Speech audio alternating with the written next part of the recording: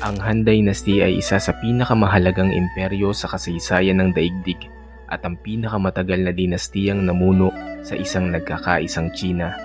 Bagamat pansamantalang naputol ang kanilang pamumuno dahil sa Red Eyebrow Rebellion, ito ay naibalik sa pamamagitan ng isa pang sangay ng angkan.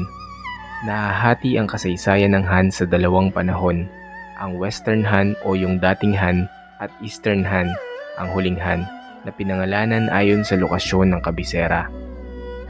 Ang pangalang Tsina ay nagmula sa Qin Dynasty na siyang unang nagbuklod sa mga nagdidigmaang estado bago pa umangat ang Han.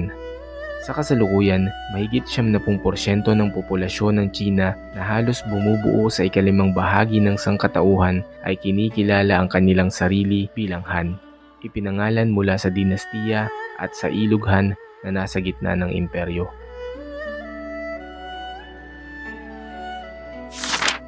Itinatag ang Han ni Liu Bang na naging kilala bilang Emperor Gaozu. Ipinanganak siya sa isang maralitang pamilya ng mga magsasaka at namuhay ng makulay na buhay.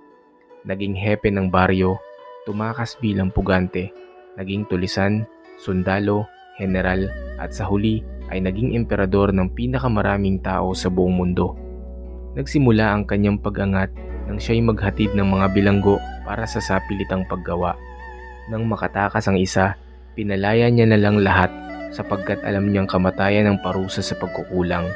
Dahil dito, sumama sa kanya ang mga bilanggo at bumuo ng kanyang sariling pangkat ng mga tulisan. Maaring nanatili na lang siyang isang ordinaryong bandido kung hindi namatay bigla si Qin Shi Huang, ang unang emperador ng Tsina. Nang mamatay si Qin Shi Huang, sumali siya sa pag-aalsa laban sa pamahalaan. Sumama si Liu Bang sa hukbo ni Xiang Yu na isang makapangyarihang general mula sa estado ng Chu.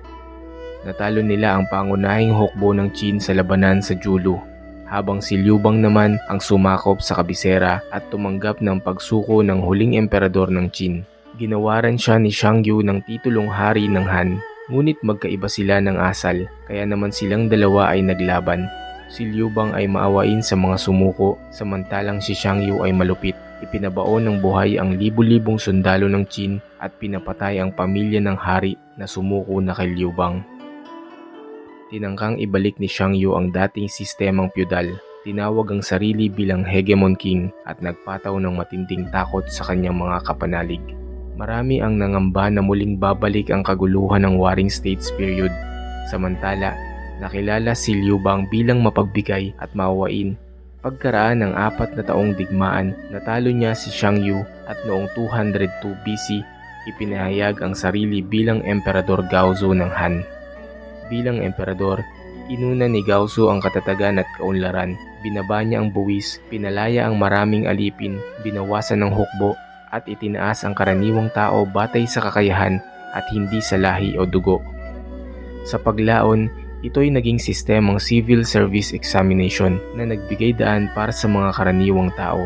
Kahit isang magsasaka ay pwedeng maging pinakamataas na opisyal ng imperyo. Hinati rin niya ang pamamahala. Ang kanluran ay pinamunuan ng mga imperial na gobernador, samantalang ang silangan ay ibinigay sa kanyang mga kamag-anak. Isa pang mahalagang hakbang ay ang pakikipagkasundo sa mga nomadikong Xiongnu.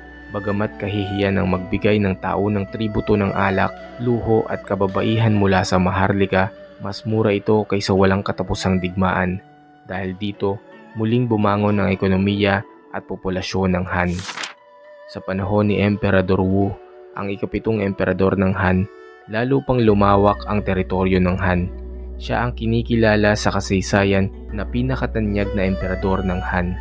Sa kanyang panahon, naitatag ang makasaysayang Silk Road na nag-uugnay sa China at mga dayuhang lupain. Nasakop din ni Emperor Wu ang teritoryo sa timog na bahagi ng Gojoseon kung saan nagmula ang ninuno ni Jumong na siyang nagtatag ng Koguryo. Natalo din niya ang Xiongnu, ngunit kapalit nito, naubos ang kayamanan, namatay ang daan-daang libong sundalo at labis na nabuwisan ang mga magsasaka. Higit na mapanganib kaysa mga banyagang kaaway ang mga intrigang politikal. Madalas magbanggaan ang mga pamilya ng Empress sa loob ng palasyo. At sa bandang huli, si Wang Mang, pamangkin ng isang Empress Dowager, ang lumuklok sa trono. at iyon ang naging katapusan ng unang panahon ng Han. Itinatag ni Wang Mang ang Qin Dynasty na isa din sa pinakamaikling dinastiya sa kasaysayan ng China. Nagtangka siyang magsagawa ng malaking reforma gaya ng muling pamamahagi ng lupa at monopolyo ng estado. Ngunit sinulungat ito ng mga maharlika at mangangalakal. Sinamahan pa ng taggutom at sakuna, nabura ang kanyang otoridad. Sumiklab ang Red Eyebrow Rebellion. Pinamunuan ng mga magsasaka na naglagay ng kulay pula sa noo. Natalo si Wang Mang at tuluyang bumagsak at nagtapos ang Qin Dynasty noong 23 AD.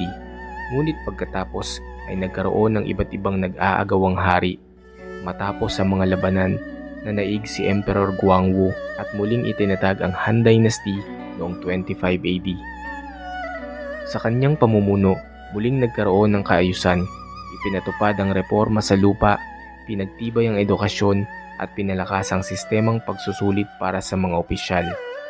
Sa panahong ito, umunlad ang kalakalan sa Silk Road na nagdulot ng palitan sa pagitan ng China at Kanluran. Isa pang mahalagang imbensyon ay ang papel na nagpasigla sa burokrasya at kaalaman. Ngunit pagdating ng ika-2 siglo, humina ang emperador at lumakas ang mga eunuch, maharlika at mga warlord. Nang dumanas ng taggutom at sakuna, itinaas pa ang buwis at kinamkam ang lupa ng mga magsasaka. Nag-alsa ang mamamayan sa tinatawag na Yellow Turban Rebellion.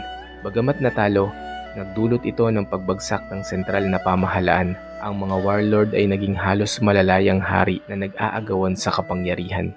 Noong 220 AD, pinilit ang huling emperador ng Han na bumaba sa trono na siyang tumuldok sa kasaysayan ng Han. Naghati-hati ang China sa 3 kaharian, ang Wei, Shu at Wu. Ito ang simula ng Three Kingdoms period ng China. 2 beses bumangon ng Han sa pamamagitan ng meritokrasya, reforma at matatag na pamumuno.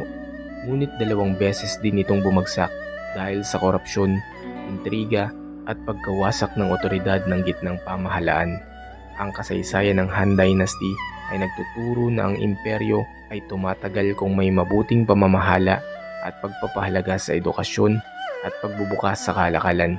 Ngunit bumabagsak kapag namayani ang korupsyon, kasakiman at kawalan ng pagkakaisa. Aking mga manonood, kung inyong nagustuhan ng video na ito ay paki-subscribe naman ang aking channel para ma-notify kayo sa mga susunod pang pagtalakay sa iba't ibang kasaysayan. Salamat po.